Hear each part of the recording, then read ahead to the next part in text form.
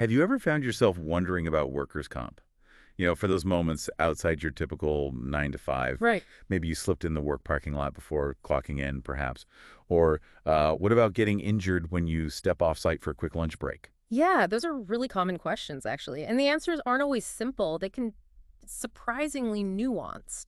Exactly. So today we're doing a deep dive into, well, the complex world of the Federal Employees Compensation Act. You probably know it as FECA. Mm-hmm. Specifically, we'll be looking at how the Office of Workers' Compensation Programs, that's OWCP, handles injuries that happen outside normal work hours, or say during breaks, or even while you're just commuting. And our mission here is really to pull out the most important nuggets from the official sources, OWCP guidelines, federal regulations, even some specific decisions from the Employees Compensation Appeals Board, or ECPA. Okay? We'll break down key exceptions, things like the premises rule, the special mission exception, and the famous parking lot doctrine. Right. By the end of this, you should really walk away with a much clearer picture of what in the performance of duty actually means for federal workers and, what that implies for employers and even doctors. Okay, let's unpack that right there. That core concept in the performance of duty. For federal employees under FECA, what does that phrase really boil down to? Well, under the law, FECA, an injury is compensable, meaning, eligible for benefits if it happens in the performance of official duties. Okay. And OWCP interprets this to basically mirror the standard you see in most workers' comp systems, arising out of and in the course of employment. Right, I've heard that phrase. Yeah, it means the injury needs to happen at a time and place consistent with your work. And while you're either doing your job duties or something that's, well, closely related or incidental to them. So for most federal employees, Yeah. the ones with fixed hours, a set location, what's the general rule for coverage? Generally, yeah, if you've got that regular 9 to 5 at a fixed place, injuries are covered if they happen on your employer's premises during your work hours or while you're actually doing work tasks. Makes sense. The key thing to grasp is this. If an injury happens off the premises or outside work hours, it's typically not seen as in performance of duty. Yeah. Now, unless a specific exception applies. Okay, exceptions are key here. They really are. For instance, OWCP regulations explicitly allow agencies to deny something continuation of pay or COP. That's basically your regular salary while you recover. Right. They can deny that for traumatic injuries that happen off premises and outside of duty. That's a pretty strong signal those injuries usually aren't covered by FECA. Now, you mentioned premises. That term keeps coming up. When I first hear it, I just picture, the office building itself.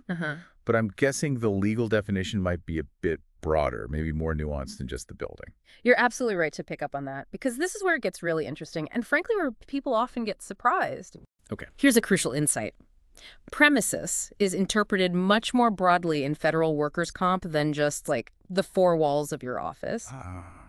Injuries on agency premises, even if they happen just before or right after work or maybe during your lunch break, are generally covered, as long as your reason for being there was reasonably related to work. Reasonably related. Yeah. ECB has clarified this premises isn't strictly limited to government-earned property. It includes areas the employer controls or uses as part of the work environment. Like what, for example? Think corridors, lobbies, walkways that are necessary for you to get to or move around the federal workplace, even if those areas are technically open to the public.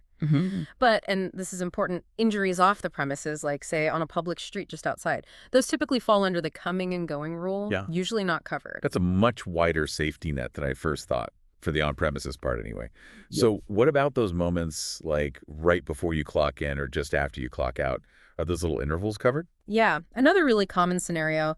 The general rule is an employee with fixed hours is covered during a reasonable interval just before or after work. Yeah, okay. Reasonable interval. Right. But provided they are on the employer's premises and doing something incidental to starting or ending work. Incidental. Like what? Well, ECPA recognizes this covers normal entry and exit. The legal jargon is ingress and egress, or, incidental stuff like getting your workstation ready. Oh, okay. So, for instance, if you arrive a few minutes early, slip in the hallway on the way to your desk, probably covered. Or maybe you stay a bit late to shut down equipment, get injured then, usually covered too. This reasonable interval idea, though, it feels like it could depend a lot on the details. I mean, what if someone shows up super early and is just, I don't know, reading the paper in the break room? Are they covered if they spill hot coffee an hour before their shift? That's a great hypothetical, and it really highlights the key point. Yeah. It's not just being on the premises, it's what you're doing there that determines if the interval is reasonable in the legal sense. The activity has to be incidental to starting or ending work. OWCP is pretty clear. Being on agency property outside work hours for purely personal reasons is not covered. So the newspaper reader an hour early. Probably not covered. Or staying late just to chat with colleagues about weekend plans and getting hurt. Again, likely not compensable because the activity isn't work-related. What about coming in on a day off, just to grab a paycheck or something personal? That would almost certainly be seen as a personal mission. So if you got injured doing that, it would likely lead to a denial, purely personal. But what if the injury happens in an area the employer controls, but it's technically outside the main building? Like, say, a parking garage the agency owns or manages. That's a crucial distinction, and yeah, it builds right on that broader premises idea. Injuries in employer-controlled areas just outside normal work hours often are covered. Okay. This is where the parking lot doctrine really comes into focus, which we definitely need to talk more about. Think about a fall in a government-owned parking garage. Or maybe on a sidewalk that's the necessary path between an employee parking area and the building entrance. That can be considered an extension of the premises. An extension? Interesting. Yeah, ECCAB has even ruled that an injury on a necessary route between two separate parts of an agency's premises, even if that route includes a public sidewalk, can still arise in the course of employment. Wow, okay. Sometimes people call this the proximity rule. Yeah. Basically, a hazard right next to the workplace might be considered a hazard of employment if you pretty much have to go through it to get in or out. It recognizes dangers aren't just inside. Okay, that makes sense. Yeah. And then there's another one you mentioned, the special mission exception. That sounds like it could cover some unusual situations. Indeed. And this is a very important exception to remember. When an employee, even one with fixed hours, is asked to do a special task outside their normal working hours or away from their usual workplace, Yeah. any injury resulting from that task is often compensable. OWCP basically treats a worker on an official errand or special mission almost like someone in official travel status. Can you give an example? Sure. Let's say you get called back to work late at night for some emergency repair. You get injured driving in. That injury would likely be considered in the performance of duty, even though it's outside your regular hours. Okay. Or maybe you're asked to deliver some materials after clocking out and you get hurt doing that. Same principle. So the key is the employer asked you to do it. Exactly. The key is that the employee was doing something that benefited the employer at the employer's direction.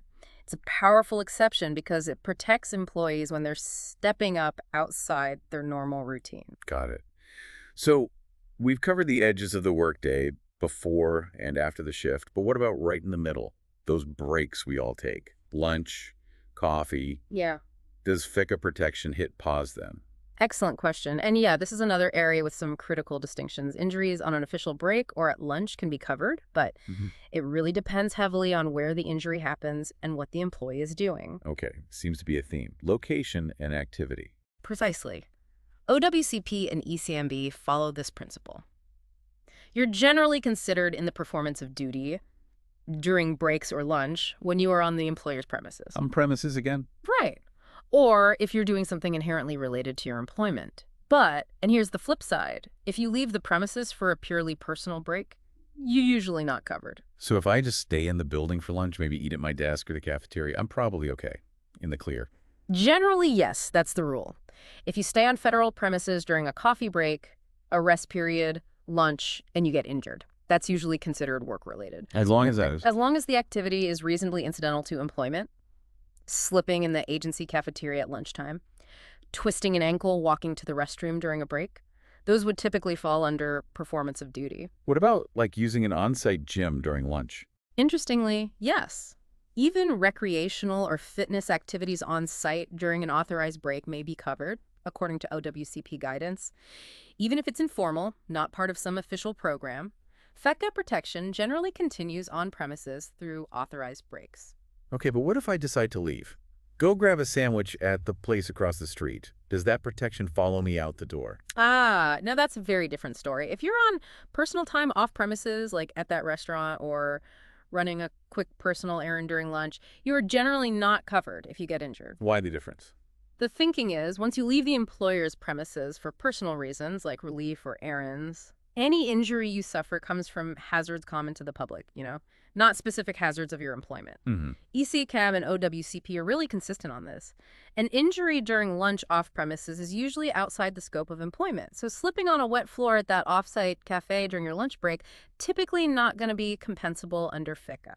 That seems pretty strict. Are there any exceptions to that off-premises rule during breaks? There are, yes, and it's a crucial one. It applies when an employee is in official travel status, what we often call TDY, or temporary duty.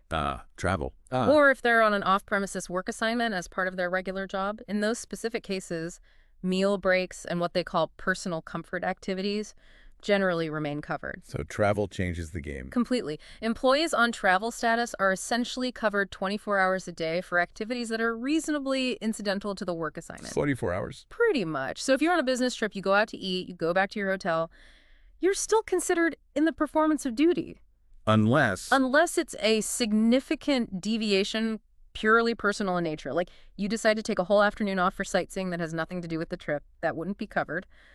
But normal eating, sleeping, getting around, covered. What about jobs that are naturally off premises, like a letter carrier? Right. If your job routinely takes you off premises, like that letter carrier on their route, a short break off premises can be seen as a normal incident of the work.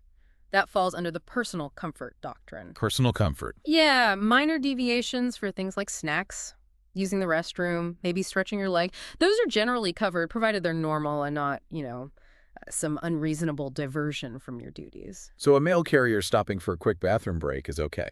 Still on duty, yes. But if they took a long detour to go shopping for an hour, that would likely not be covered. Okay, that distinction makes sense.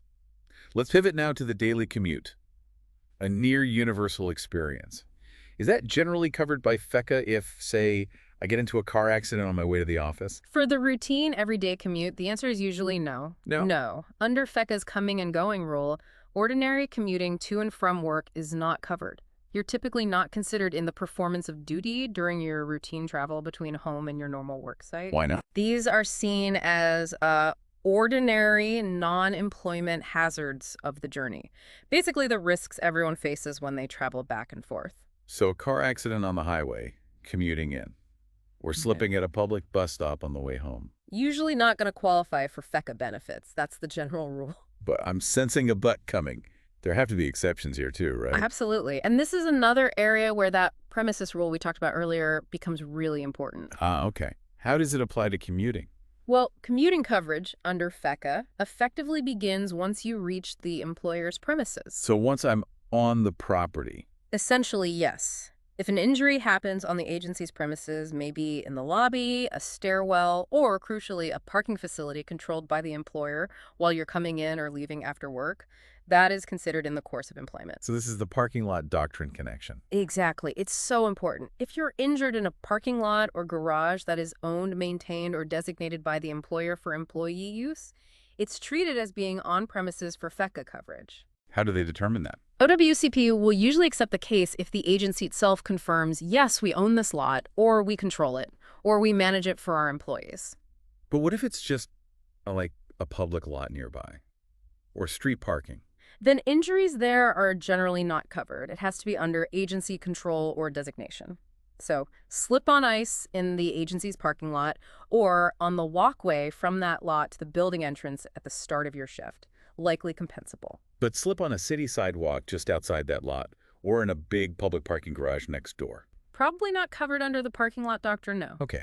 What if the employer actually provides transportation, like a shuttle bus? That can change things, yes. If the employer provides transportation, maybe it's a shuttle bus, a government vehicle, even an official van pool, or if they reimburse your commute as part of the job. Yeah.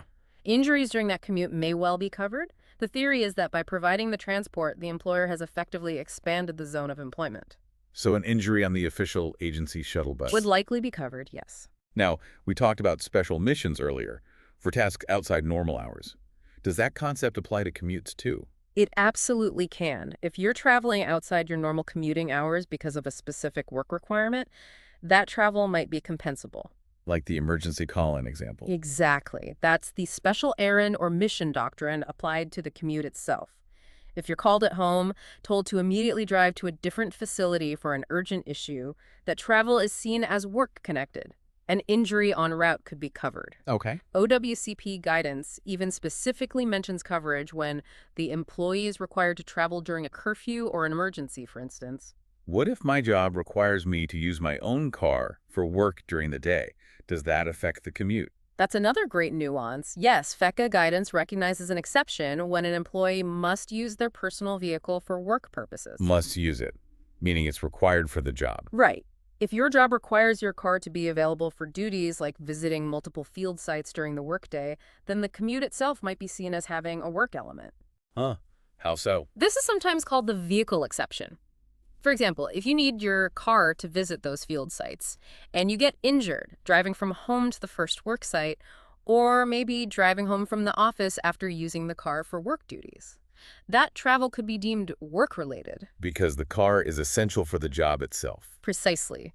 The key is that the need for the vehicle ties the commute to the employer's requirements. It's not just a personal trip back and forth. And one last commuting scenario. Yeah. What about traveling between different work sites during the workday? Oh, that's generally considered duty time. If your work starts at location A and then you have to commute to location B for more work, the travel between those sites is covered. And travel status. And as we touched on, if you're on official travel, TDY, pretty much all transit during that assignment is covered. Driving from your hotel to a training site in another city? Covered, just like driving between buildings on a large campus would be. Okay, this is a lot to absorb. It's clear these lines, premises, off-premises, commute, duty, they get blurry fast. Yeah. It really makes you rethink everyday situations. It really does. Could we maybe do a quick recap?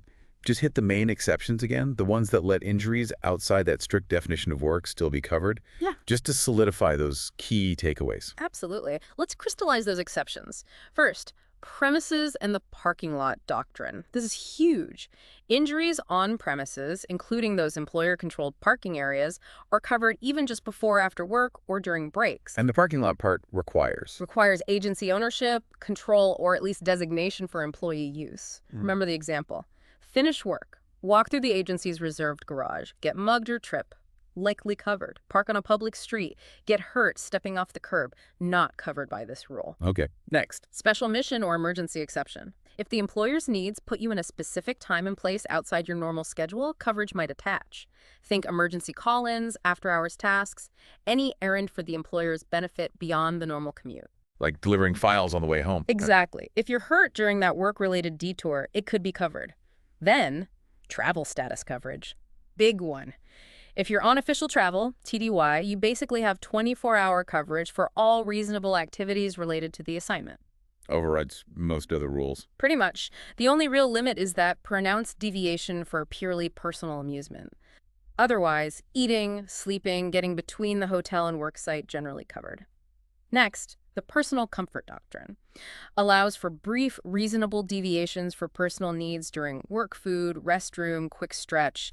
Minor injuries during these usually don't break the course of employment. Like stepping outside for fresh air? Could be covered, yes, as long as it's brief, not forbidden, and you get hurt doing it. And finally, acts of aid or rescue, Good Samaritan situations. If you get injured while acting in an emergency to help a coworker or protect employer property, that can be considered within the scope of employment. Like helping during a fire alarm. Exactly. Even if you were technically on break or just leaving, that act of aid connects back to the employment. So it really always circles back to finding that sufficient work connection, whether it's the location or employer control, or because the employer benefits from the activity you were doing. Precisely. That's what OWCP claims examiners are looking for. They'll scrutinize the time, place, and circumstance. They'll often gather statements from the agency, from witnesses, to figure out if one of these exceptions genuinely applies. Okay, now this isn't just theoretical stuff. This has very real consequences for how federal agencies and also healthcare providers handle these FECA cases day to day. Let's shift gears a bit and talk best practices.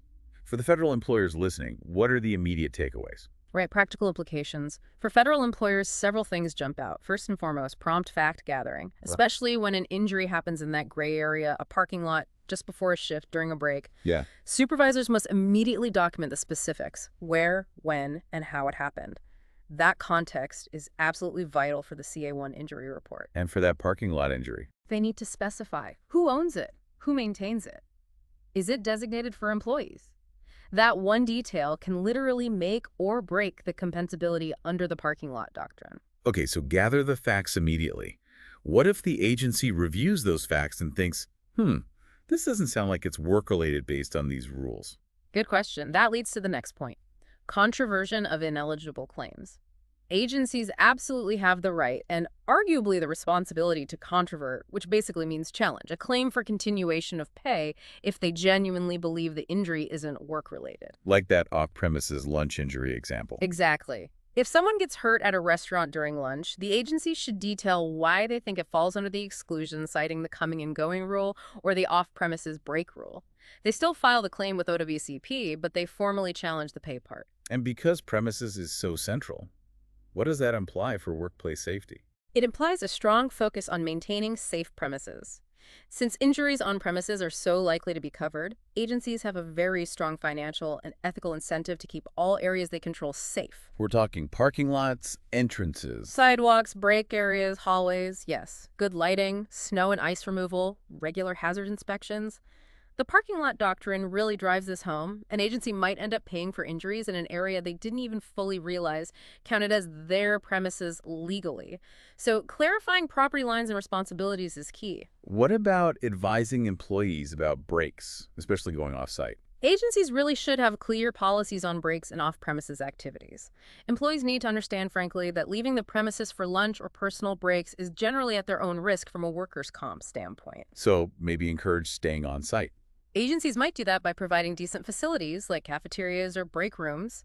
And conversely, if an agency sponsors on-site wellness activities, they need to be prepared that injuries during those could be deemed work-related. And for those special cases, travel, special missions. Documentation for special circumstances is critical.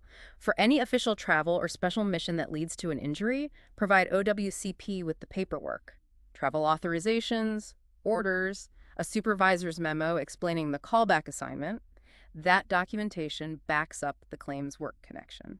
Any final advice for employers? Yes, consultation with injury compensation specialists. Supervisors shouldn't try to navigate really tricky or unclear injury scenarios alone. They should consult their agency's comp specialists. These folks can help gather the right info, decide whether to support or controvert a claim, and ensure everything is handled correctly and on time. Okay, super helpful for employers. Now let's flip the coin. What about the medical providers, the doctors, the clinics treating these federal employees? How do these FECA nuances affect them? Right, the providers are on the front lines too. First, they need to determine work-relatedness early. When you're evaluating a federal employee who got hurt, say coming to work or leaving or on a break, you need to ask where and how it happened. Get the story. Exactly. Note those details about parking lots. Was it the agency lot or public? What was the employee actually doing when they got hurt? That context is really pivotal for the OWCP claim downstream. And what about getting authorization for treatment? Getting paid? That brings up timely completion of authorization. Agencies are supposed to issue Form CA-16, that's the medical authorization, within 4 hours, even if they're not sure yet if the claim is compensable. Even if they doubt it. Yes. That CA-16 basically guarantees payment for up to 60 days of treatment if the claim is ultimately approved. Now, if the agency does doubt the claim, they can mark the CA-16 as doubtful. What happens if the claim is denied later? If OWCP ultimately denies the claim because it wasn't in the performance of duty, then the provider needs to stop billing OWCP and look to the patient's regular health insurance or the patient themselves. Billing OWCP for a denied claim just leads to payment issues. So for the provider's notes, just the diagnosis isn't enough? Definitely not. Detailed medical narrative, including circumstances, is crucial. The medical report needs to include the patient's account of where the injury happened and what they were doing. Like specific phrases? Yes. Phrases like, patient slipped on ice in designated employee parking lot before clocking in, or patient was on official TDY in another city at direction of employer when injury occurred during evening meal. That kind of detail gives OWCP adjudicators the context they need. What if everyone's just unsure about coverage right at the start? That's where coordination of benefits becomes important. If coverage is uncertain, the provider might consider billing the patient's regular health insurance first, or maybe holding the bills until OWCP makes a decision. You absolutely cannot double bill. Right. If OWCP denies, the patient uses their personal insurance. If OWCP accepts after initially being uncertain, the provider can then go back and bill OWCP retroactively. What about clinics right there on the federal site, health units? Good point. Employer clinic protocols are key. On-site health units should document treatment for all injuries, regardless of initial thoughts on compensability, and make sure employees know how to file a FECA claim. And crucially, never refuse initial treatment just because you lack coverage. Provide the necessary aid first and let OWCP sort out the compensability later. They can even issue a CA-16 with reservation if needed. Seems like communication is vital all around. Absolutely. Training and communication benefits everyone involved. Employers, supervisors, employees, medical providers, everyone benefits from understanding these FECA nuances. It prevents misunderstandings, ensures claims are handled correctly. Occupational medicine clinics that see a lot of federal patients, they should really keep reference materials on FECA criteria readily available. Okay, so wrapping this all up, Uh-huh. what does this really mean for you listening out there? Whether you're the employee, the supervisor, or the doctor? Well, in conclusion, when it comes to FECA compensability for these injuries outside the core work task, it really truly hinges on that nexus, that connection to the job. Just those core factors. Exactly.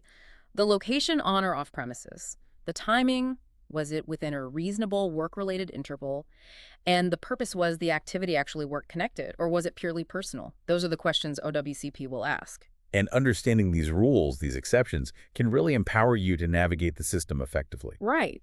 It helps ensure legitimate claims get accepted, while also preventing costs for injuries that really do fall outside FECA's scope. Every case turns on its specific facts, of course, but these guidelines we've discussed provide a crucial roadmap. It's about clarity and fairness for everyone involved in this vital federal program. Couldn't have said it better myself. So we'll leave you with this final thought to chew on. How might a seemingly routine decision, maybe something as simple as where you choose to eat your lunch tomorrow, unknowingly shift the entire legal landscape if you happen to get injured? Something to think about next time you step